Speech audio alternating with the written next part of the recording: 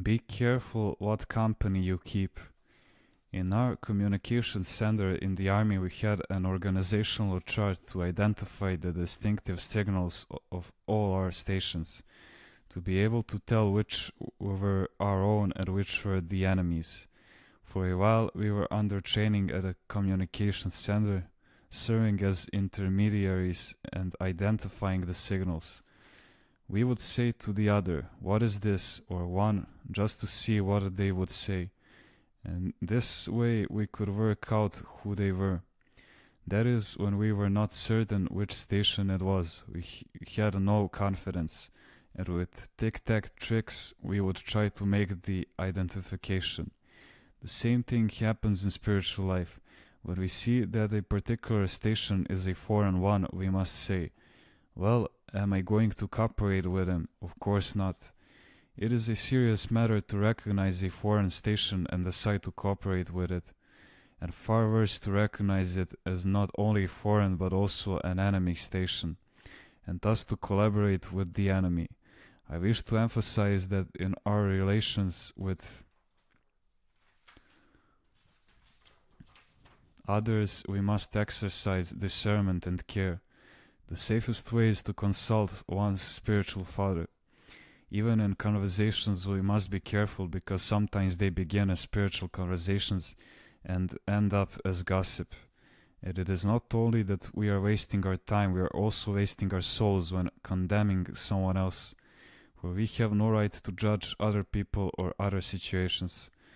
If we are following a painful conversation, we should try to help in an unpleasant situation. We should not even speak ill of the dead, because every soul is fortunately in God's hands. I have noticed how frequently many people's thoughts are damaged by a careless word. If we were to be taxed for every word we uttered, do you know how careful we would be? If the rule were, if you say so many words, you will pay so much tax, we would end up counting our words. Even on the telephone, we try to think out what we will say. How long will we be able to talk, because we have to pay? Much time is now lost in idle talk. It is written in the letter of divine essence that the distraction is the offspring of hatred, detraction. Can love ever exist in simple gossip? Yes, if we love a person envied by others, we can say something against that person to discourage the envy. We must see all the perspectives. But a damaged or disturbed soul who thinks that he is being wronged and feels embittered and indignant may give an excuse, lash out with such indignation and do such harm to other souls that even the devil himself could not do. Judas was indignant over the waste of the precious myrrh, which the myrrh-bearing woman poured out on Jesus, and commanded that it could have been sold and the money given to the poor. The other apostles who had grace were influenced by Judas. They had considered what he said to be externally correct, and were influenced, for they did not know his greedy heart.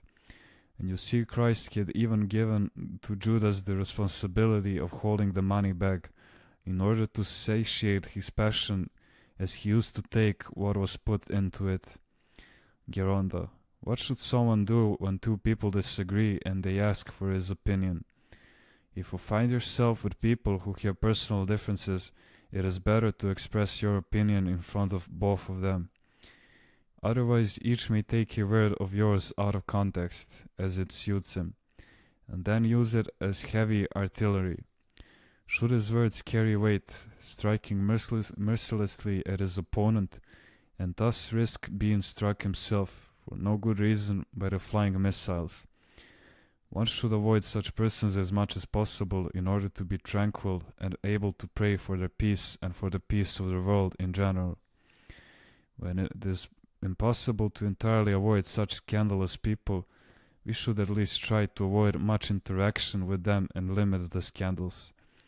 It doesn't matter that some people have no evil in them, but only simple superficiality, because they too, through their superficiality, can cause scandals.